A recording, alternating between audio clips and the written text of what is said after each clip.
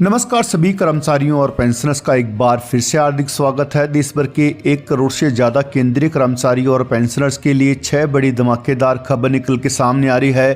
कर्मचारियों के लिए खुशखबरी, रक्षाबंधन से पहले सैलरी और पेंशन बढ़ोतरी का रास्ता हुआ साफ है।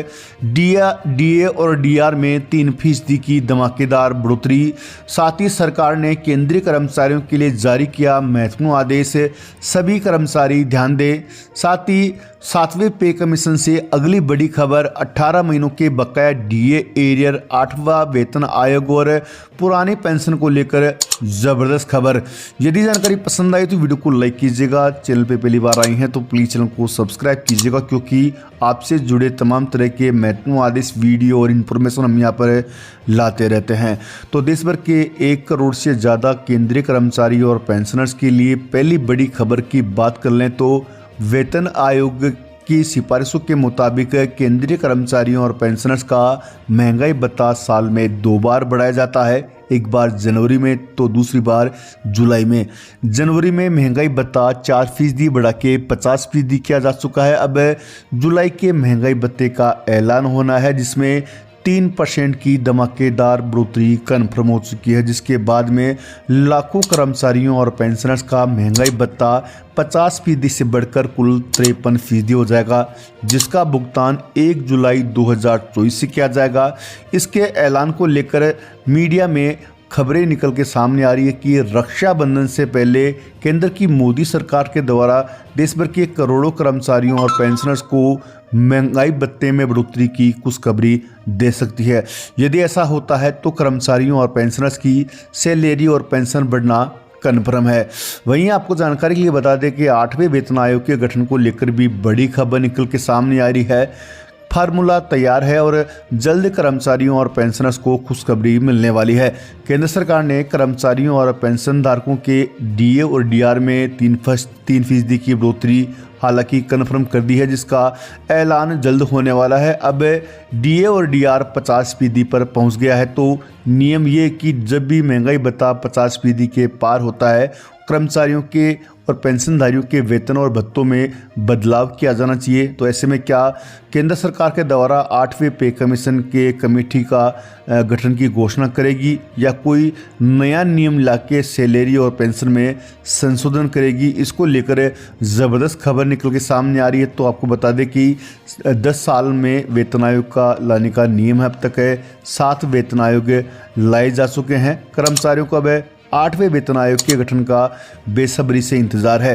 एम्प्लॉयज़ वर्कर्स के अध्यक्ष यादव जी ने बताया कि पिछले दिनों प्रधानमंत्री नरेंद्र मोदी को लेटर लिखकर मांग की गई थी कि मौजूदा परिस्थितियों में बिना किसी देरी के 8वें वेतन आयोग का गठन किया जाए, और उसी के साथ अन्य केंद्रीय कर्मचारी संगठनों ने भी केंद्रीय वित्त मंत्री निर्मला सीतारमण से आग्रह किया है कि वे अब बिना किसी देरी के 8वें वेतन आयोग का गठन कर दें। संसद के पिछले सत्र के दौरान एक सांसद थे जिनका नाम रामनाथ ठाकुर था। उन्होंने 8वें वेतन आयोग के गठन को लेकर वित्त मंत्री से एक सवाल पूछा था।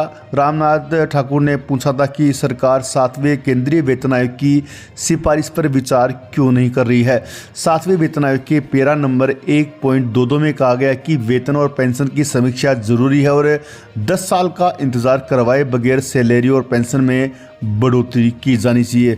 तो उसको लेकर भी बड़ी खबर निकल के सामने आ रही है। मीडिया रिपोर्ट के मुताबिक केंद्र सरकार 8वें वेतन आयोग की जगह एकॉर्ड फार्मूला के आधार पर सैलरी और पेंशन बढ़ाने का फैसला कर सकती है, लेकिन केंद्रीय कर्मचारी संगठन 8वें पे कमीशन के गठन को लेकर अड़ गए हैं, क्योंकि 8वें पे कमीशन गठन होता है तो कर्मचारियों की सैलरी और पेंशन में बूम आएगा, यानी कि उछाल देखने को मिलेगा। जबकि सरकार के द्वारा अगर एकॉर्ड फार्मूला लाया जाता है तो सैलरी और पेंशन में इतनी बढ़ोतरी दिखाई नहीं देगी जितना कि 8वें पे कमीशन को गठन के बाद सैलरी और पेंशन में बढ़ोतरी होगी।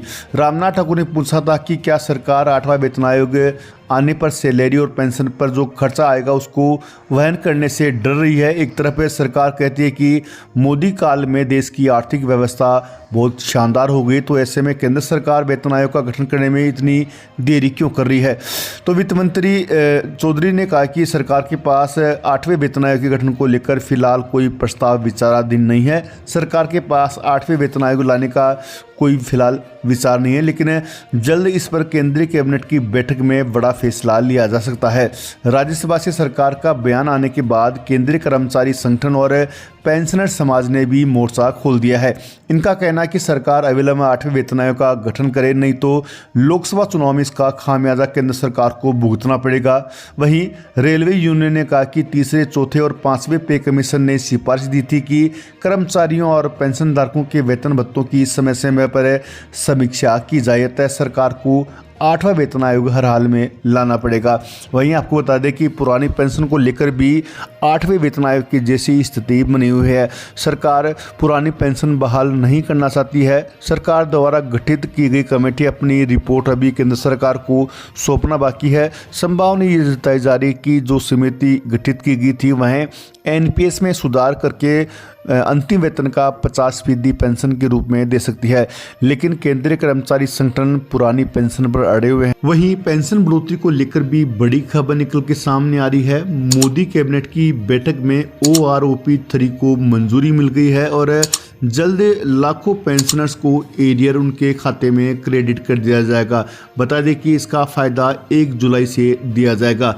वहीं न्यूनतम वेतन और फिटमेंट फैक्टर को लेकर भी बड़ी अपडेट निकल के सामने आई है। लंबे समय से केंद्रीय कर्मचारी न्यूनतम वेतन और फिटमेंट फैक्टर में बढ़ोतरी की मांग कर रहे हैं। साल 2016 में अंतिम बार न्यूनतम वेतन बढ़ाकर 18,000 रुपये किया गया था। तभी से केंद्रीय कर्मचारी संगठनों की डिमांड थी कि उनका न्यूनतम वेतन 18,000 से बढ़ाकर 26,000 किया जाए। साथ में फिटमेंट फैक्टर जो कि फिलहाल 2.57 है उसे बढ़ाकर 3.68 किया जाए। तो न्यूनतम वेतन और फिटमेंट फैक्टर को लेकर केंद्रीय कर्मचारी संगठन द्वारा केंद्र सरकार से अपील की गई है कि जल्द केंद्रीय कर्मचारियों का न्यूनतम वेतन बढ़ा जाए। जहां एक और महंगाई भत्ता 50% को पार कर गया है, जबकि महंगाई भत्ता को बेसिक में मर्ज किया जाना चाहिए, लेकिन सरकार के द्वारा ऐसा नहीं किया जा रहा है। तो केंद्रीय कर्मचारियों की मांग है कि उन्हें न्यूनतम वेतन का तोहफा दिया जाए, जिससे उनकी सैलरी और पेंशन में ज़बरदस्त बढ़ोतरी हो। आपको जानकारी के लिए बता दें कि यदि केंद्र सरकार के द्वारा न्यूनतम वेतन में बढ़ोतरी की जाती है तो न्यूनतम वेतन 18,000 से बढ़कर 26,000 हो जाएगा। वहीं फिटमेंट फैक्टर भी 2.57 से बढ़कर 3.68 हो जाएगा। वहीं मीडिया में खबर निकल के सामने आ रही कि न्यूनतम वेतन 18,000 से बढ़ाकर 21,000 किया जा सकता है। साथ में फिटमेंट फैक्टर को 2.57 से बढ़ाकर 3.0 किया जा सकता है। ऐसी स्थिति में देश भर के लाखों केंद्रीय कर्मचारियों और पेंशनर्स की बेसिक सैलरी और बेसिक पेंशन में 3,000 रुपये की बढ़ोतरी होगी। जैसे ही बेसिक बढ़ेगी वैसे ही कर्मचारियों और पेंशनर्स के अन्य भत्तों में भी बढ़ोतरी देखने को मिलेगी। मिलते हैं नेक्स्ट वीडियो।